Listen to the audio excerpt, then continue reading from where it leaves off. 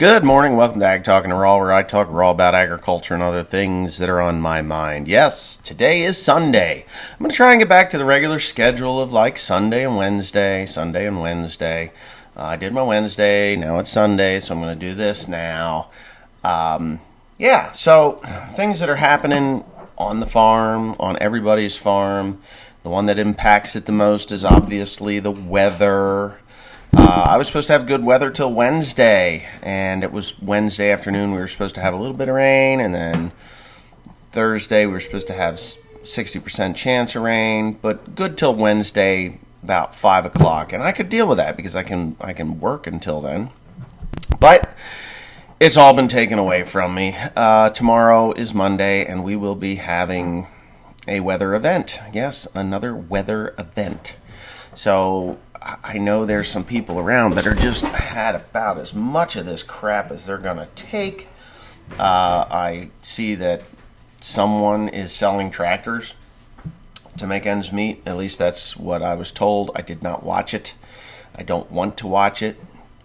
But I find that to be a sad thing because when you're selling stuff in desperation that the equipment dealer is just bending you over and shoving it in hard, long, and dry.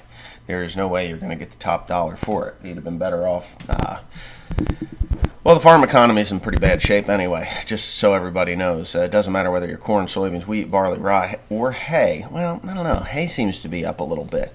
But get it made. Get the hay made and see what happens. I mean, it's just been a tough couple of years. I mean, ridiculously tough. And so we've all got issues. I haven't had to sell anything. Do I have to sell anything other than my hay? I have to sell my hay. I did have to take that job in North Carolina. That was just a very important thing for me to do because it was getting that tight. But they'll get me paid here in the next couple of days, next week I should be paid. If I'm not paid by next week, I'm going to have a little bit of a kittens and pup show on them. But anyways, once I get paid, then all my backlogged bills will be caught up, and life should be pretty good. And then I can go into planning for next year. As farmers, if you're a farmer watching this, if you're a non-farmer watching this, you should, you know what I'm talking about. I mean, we are the most resilient bastards there are. We can take it on the chin and, either, what the heck, I'm getting old, getting sunspots. I'm at dirt. I know that damn black grease that I use is just unbelievable. It sticks to you. I've had this here, and I've scrubbed on that stuff, so I've got moly embedded in my skin. Ugh, not very good for you, but it happens. But we're pretty resilient, farmers are, and we do what it takes to keep going for the next year. Anymore, it's pretty rare that a farmer will go bankrupt. It does happen, but I should probably not let this cat out of the bag, but I'm going to let the cat out of the bag anyway. I was watching the oversight committee on the House Oversight Committee, and they were doing it was basically a meeting or a hearing on the Mueller report before the Mueller report happened. And I'm not talking about the Mueller report. This is actually 100% farm related. So if you think I'm talking politics on the Mueller report, you're wrong. Directly has to do with agriculture. So this was about 2 weeks ago. I was going down to get that hay wagon that I was down in North Carolina. I had to drive down, pick it up, and come back, with it. And I did. It was no big deal. Got home at like 5 o'clock in the morning. It was fun. I did it by myself. So it wasn't really as much fun as you'd think.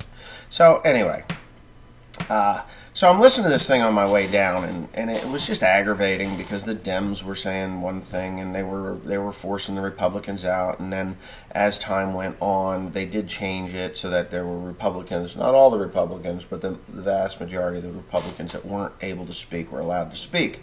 I guess they upped it to 3.5 hours versus like an hour and a half. So they gave some time, which I thought was a nice compromise. Oh, God, something's itching my eyeball.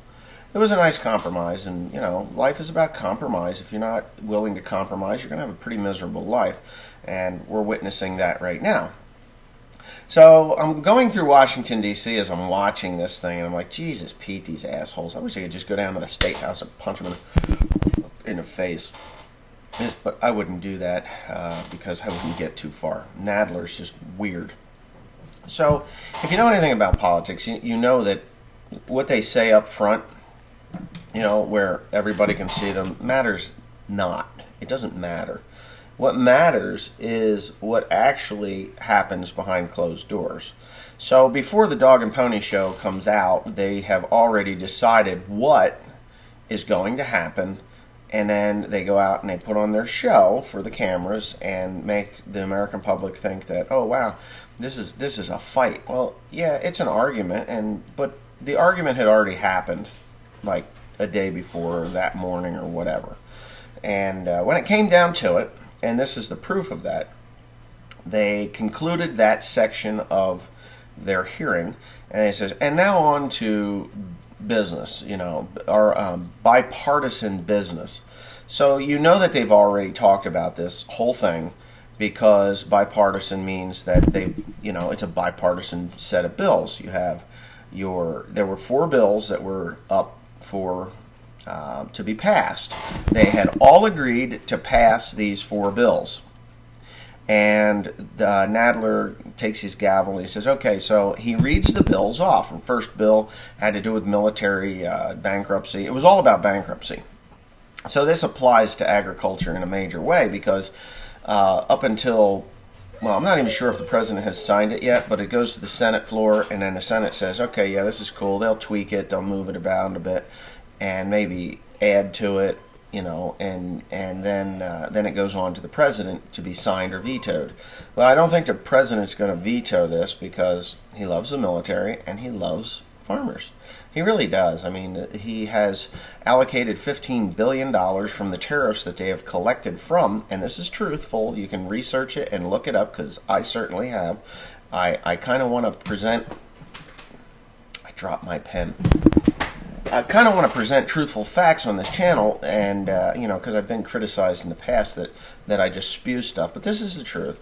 The president allocated $15 billion to be divided between the grain farmers in the United States of America. Now, of that $15 billion, probably $14 billion of it will go to administration costs.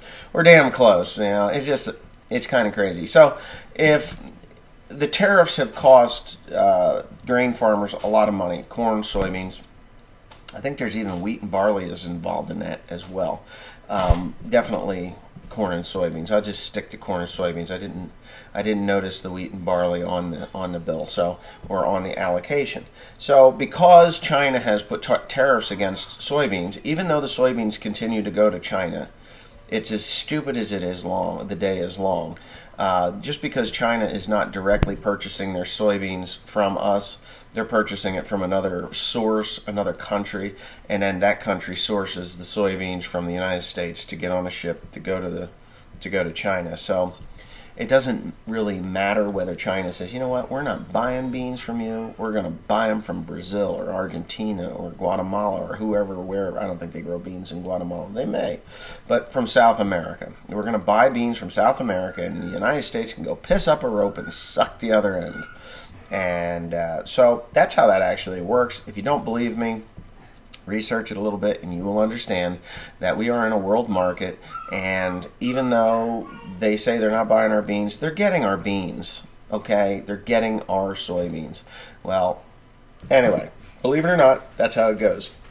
So if you're growing corn and soybeans and you sign up your acreage to the Farm Service Agency, and you're a good little boy and you have all your insurance, boy or girl, and you have all your insurance in line and everything is, all the I's are dotted and the T's are crossed, you can expect a subsidy check in the mail.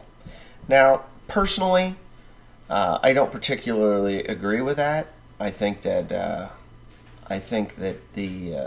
reform needs to come in the in the marketing side of it, because if the leadership doesn't know that another country is purchasing our beans to send to China, they need to educate themselves. You got to get educated, as that's just the way it works. There's not like this other continent off the coast of Nebraska, or off the coast of the United States, where it's nothing but gigantic fields. Where when China says we're not buying corn or soybeans from the United States, they just, oh, they're not buying beans this time? Okay, so we'll grow beans. That doesn't happen.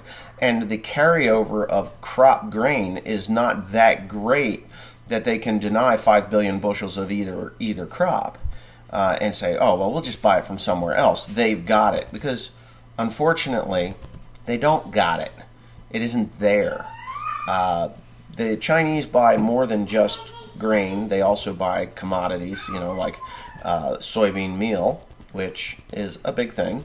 Soybean meal is what is left over after you crush your beans and extract the oil. You still have meal. We used to use that when I was milking cows. And you have brewers and distillery grains, which also is a commodity that is sold on the open market. And if you're a farmer, you more than likely already know this, and I'm not telling you anything new.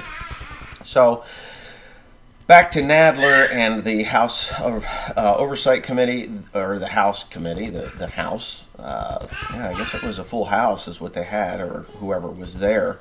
And, there's 435 representatives in the House of Representatives. It goes on districts within the United States, and the higher populated areas have more representation, or more congressmen and women that come from those districts. That's why New York and California seem to have the largest number, and you have places like I think Idaho, North and South Dakota only have one representative for the whole damn state, even though they are some of the largest states in the union. It goes on population. So there are 435 representatives throughout the country. And they are put in, like California has 53 representatives, and that state is very large, but it's not nearly as large as, say, Montana. But Montana may only have 1 or 2 representatives. You'd have to look it up. There are 7 states in the union that only have 1 representative for the entire state, and that's a fact. So check that if you don't believe me. I know there's some people that would love to debunk what I'm saying. So they do the House does the military bankruptcy bill. Ooh, the lights went out. So they do the military bankruptcy bill, and the military that passes. They said yay or no, not yay or nay. It was yay or no. So that passes overwhelmingly, unanimously. Yay. Everybody said yay. No's, let's hear the no's, and nobody said no. So then he goes into explaining Nadler does. Now, I have a great dislike for Jerry Nadler. I don't think he has the country's best interest at heart. I think he's just on a witch hunt right now. He wants the president gone. He maybe had a love affair with Hillary Clinton. I don't know. That is not a fact. That is just my sarcasm coming out. So please don't feel like I am stating a fact on that. I have no idea. Could happen. You never know. You never know with these people. There's just they get elevated to such a status that they think they're above everyone else. And of course, they keep saying, we are within the law, we are within the law, we are within the law. But little do people know that there was a law for dragging on these sorts of investigations and lawsuits, which expired a year and a half ago, like shortly before the Mueller investigation happened, which I do not believe that the Mueller investigation ever was Mueller investigating. I think it was his team that did, and he was just a feeble old man that said, I'll rubber stamp it, and whatever's in it I'll support. And that's just, again, that's my observation and opinion. But now back to the bankruptcy and agriculture. So Nadler comes along, and he said, he's going to read this, not the whole bill, but he's going to summarize the bill. And he said that there's like 3 chapters of bankruptcy. You got Chapter 7, Chapter 11, Chapter 13.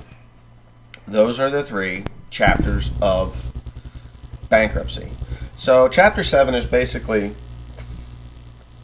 full on, everybody's off your back. You get to, all your loans and debts are forgiven. Bada bing, bada boom. You are able to. This is for businesses. They very rarely ever. They never give a farmer Chapter 7. Chapter 11 is when you go to court and they're like, okay, you have Chapter 11 bankruptcy. They get your debtors, the ones you've spent so much money with, off your back, and they negotiate terms of repayment. So you still have to repay this. It's just, it takes a long time. It may or may not be. It's without interest, so the poor bastards that you owe money to are not getting anything other than the money that you owe them, which is a plus for the farmer, but it's not ideal because one in 5 years is going to be a disaster. So you have to deal with that aspect.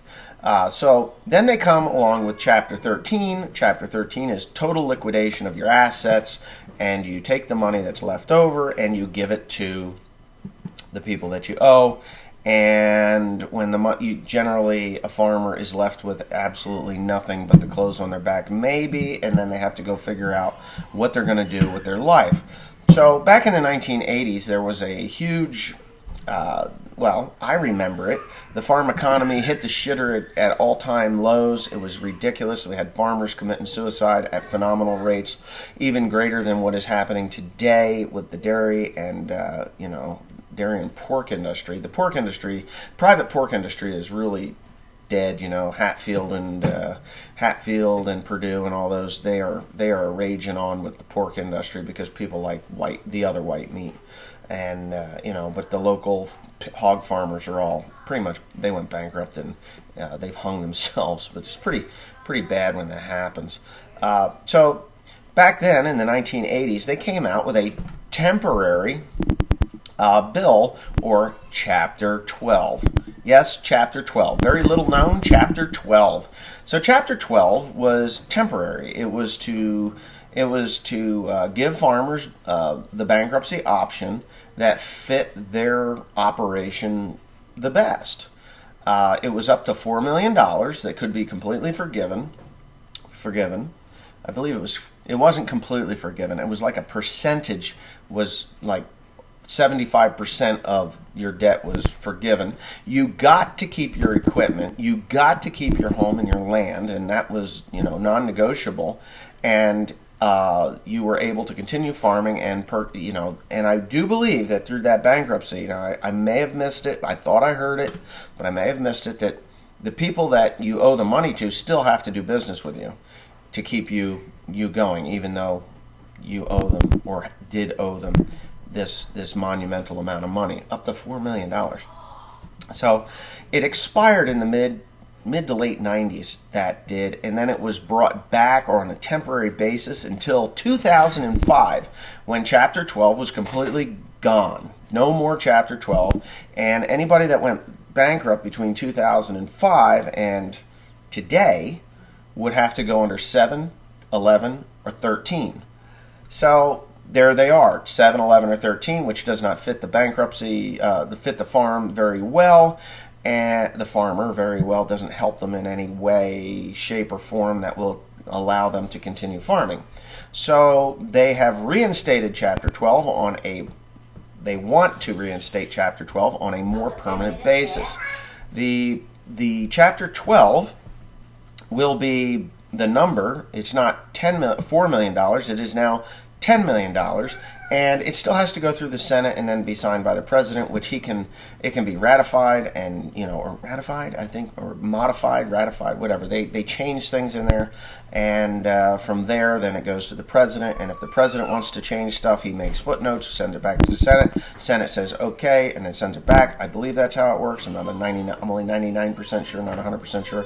Anyways, the president can either sign it into law or veto it. If it goes to veto, it goes back to the Senate. They revamp the damn thing, goes back up to the President of the United States. He says, okay, let's go on this thing, and bada bing, bada boom. So from $4 million to $10 million, the percentage, I believe, is 15% is what you would have to pay back of $10 million. Okay, so this thing hasn't passed yet, but it's coming. It will pass. I believe the President will make it go through because of the farm income right now, or the farm economy is really hit hard. And Nadler even said this. He says, yes, he says there are hard times coming, worse than what we have right now, which shocked the hell out of me. And then the report comes out like 3, 4, 5 days later that the crops in the United States are in a bad state. They're worse. The crop conditions have not been this bad in over 50 years. So we're talking around 1955. I know 1955 here was a year of drought and then a severe flood. The river, the Delaware River, has not even hit that mark yet since 1955. There's a marker down on the wall, on the cliff wall, where the level was at that time. They maintained that level, that mark, and then you see 1955, 1995, or 98 or 99, whatever it was, because we had those conditions then as well, and it has never gotten that bad. So anyway, so he had this in his head. He's like, this foresight that in the conditions, the farm crop conditions are poor, and farmers are going to be struggling, and we need to get this passed because there are fewer farmers than have ever been before. Their equipment costs and their debt ceiling is higher than it's ever been before, and we need to have this safety net for them. So anybody, I want to hear yays if you want this to pass, and no if you don't. So almost unanimously was yes, yay, and one no, which just so happened to be a Democrat, which, they have that right to express. Yays have it, boom, it passes in the House and moves on to the Senate. So, of course, I haven't seen the Senate go through this thing yet, because I haven't looked, and I don't think they televise the Senate too much at this point, because it is Republican controlled. Now, the House is like every 5 seconds on the news, because it's Democrat controlled, and they are just in love with the cameras. They're worse than Donald Trump when it comes to the cameras. I mean, believe me, Donald Trump is a showman. I mean, he knows how to tickle you. He knows how to talk to you, how to get your support, and he uses the cameras to his advantage. Mainstream media knows that. So the Democrats know that. The squad, which I shouldn't even be talking about, those people know the same thing that Donald Trump does, that if you get your face out there, it's a popularity contest, and you will elevate your status very quickly if you are more popular. And it's working, because the squad is more well known than the Speaker of the House, which she's just a drunk old hag anyway. She's a bag of skin they forgot to bury. But yeah, anyway, so that's what's coming down the pike for agriculture. So if you are a farmer that is in dire straits and you need an option, here she goes. There she goes. She's always running late. She cannot get it together. I have a door problem. My house is wood, and it swells with humidity, and because of all the rain, everything is swollen. And Wedward, he's down there playing with the clicker. So anyways, if you are in dire straits and you are worried about bankruptcy, there is a better option coming your way. So, not that I would ever take that. I don't think I would. I don't think that I would ever put myself in the position that I would have to take that. I would always find more work or something better or different to do to get me the money that I need to get through, the hard times, which is what I have done. Yes, I spent more money to make more money to bail me out of 2018. 2018 sucks. 2019 is looking worse than 2018. The only difference is I bought more equipment, and we're moving twice as fast, and we will get it all done in a timely fashion. And we are moving in that direction, which is good, because I'm hoping for drier weather in August. Who knows if we're going to get it or not. It is already the 28th of July, and that's just that. So anyway, before you see my naked wife through the crack in the door, I'm going to sign off and say thanks for watching. Please comment, rate, and subscribe. Don't forget to hit the subscribe button. And keeping an eye on the boy. See how sexy she is? Ooh-wee. I'm looking at him. He's right there. Anyways, there she goes. Thanks again.